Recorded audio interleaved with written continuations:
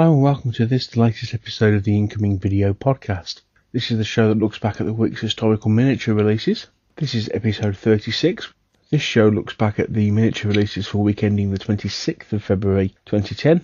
And as always, I'm your host Neil Shook.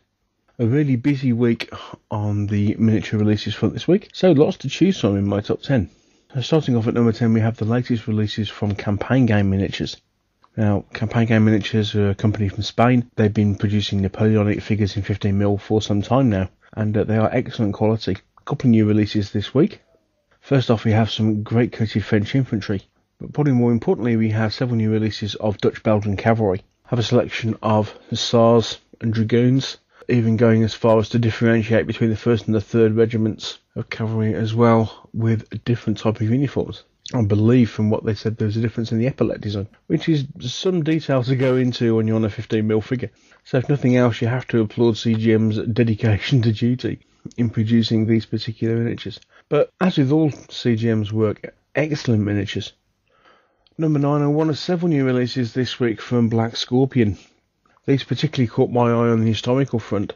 Black Scorpion are probably almost most well known for two ranges. One is Wild West, the other is Pirates.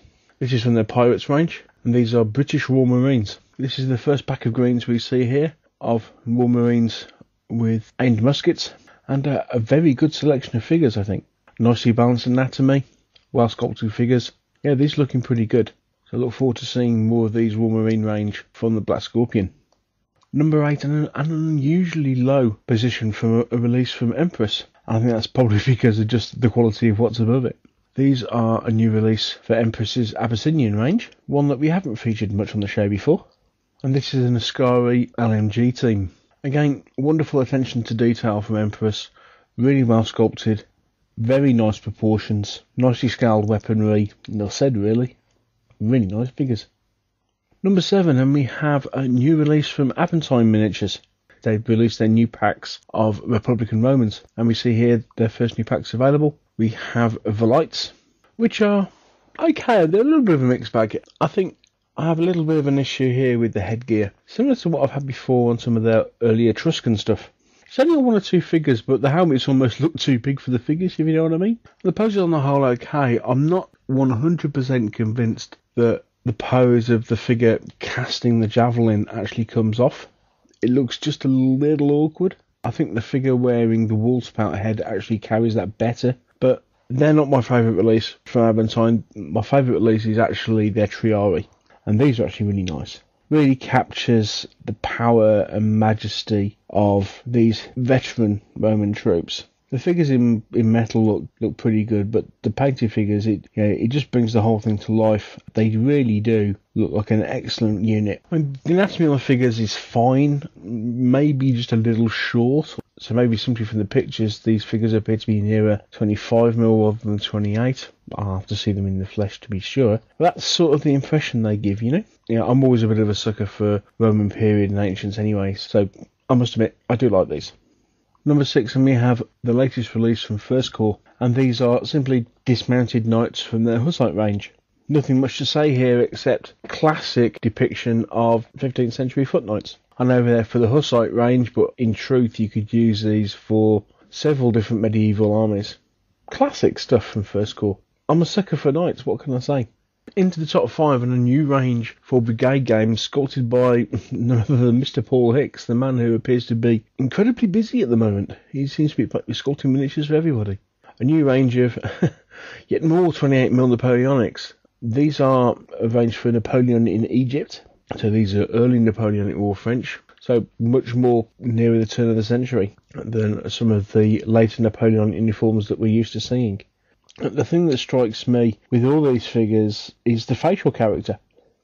Some really fantastic expressions, great use of, say, different facial character, big moustaches, Command obviously giving rousing calls. These are really, really nice figures. So if early Napoleonics is something you're into, I'd really consider these a look. This looks like it's going to be a very exciting range.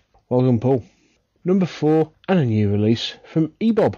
Now, one of the biggest ranges that EBOB have done is their Rebellion range. At the moment, that's featured things like William Wallace, Edward Longshanks, and the Scottish Wars of Independence. Now we see a new figure. This is Irish Galaglass.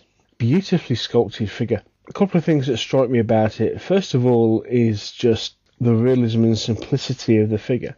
You know, this isn't an ornate medieval knight, a much more laid back figure, but at the same time beautifully sculpted. And we keep coming back to issues that people have with things like oversized weaponry. The sword on this figure is fantastic, isn't it? There's just a story and a dynamic behind this figure that to me really appeals. Simply excellent stuff from Ebob. Very, very impressive. Which brings me to my number 3, and it's not very often you see a Perry at simply number 3. But here they are. These are the new Perry Plastic Dragoons. We've seen some previews of some of these, but here they are in all their glory.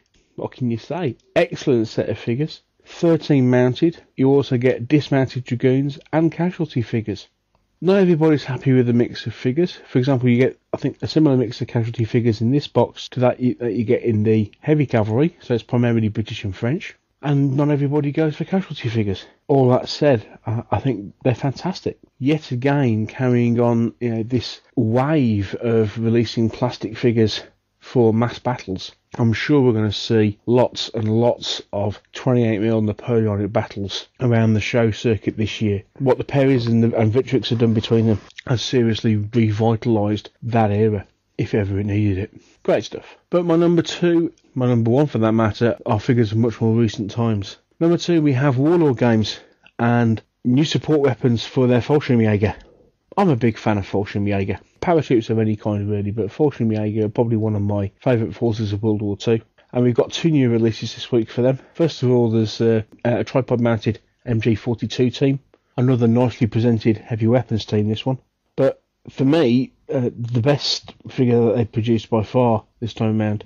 This is the Pack 40 with a Fallschirmjäger crew. Admittedly, this model is made by how it's painted and based, but even so, it just shows off just what a fantastic model this is.